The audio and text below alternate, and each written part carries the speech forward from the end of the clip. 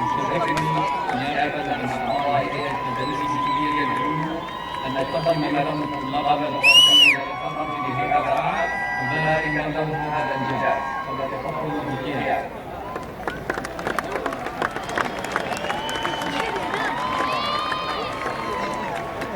يتقدم عميد كلية الإدارة الصناعية الدكتور عيد الشمالي لتقديم مرشحين للتخرج بوزارة البكالوريوس في الإدارة الصناعية.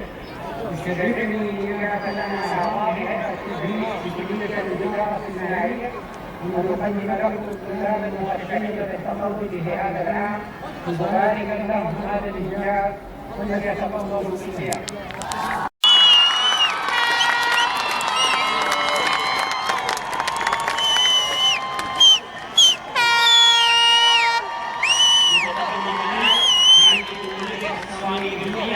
الدكتور عبد العزيز عبد الرحمن الشيخ لتقديم مرشحين للتخرج بوزارة البكالوريوس في تصميم الرياض.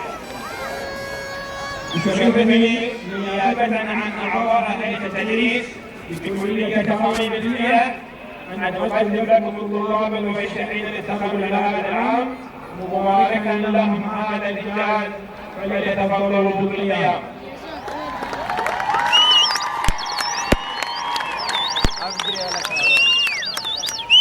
يتقدم الآن عميد كلية علوم وهندسة الحاسب الآلي الدكتور عمر مصطفى الفقي يقدم المرشحين للتخرج بوزارة البكالوريوس في علوم وهندسة الحاسب الآلي. نيابة عن أعضاء هيئة التدريس بكلية العلوم وهندسة الحاسب الآلي أن نقدم لكم الطلاب المرشحين للتخرج في هذا العام مباركا لهم هذا الإنجاز فليتفضلوا بالقيام.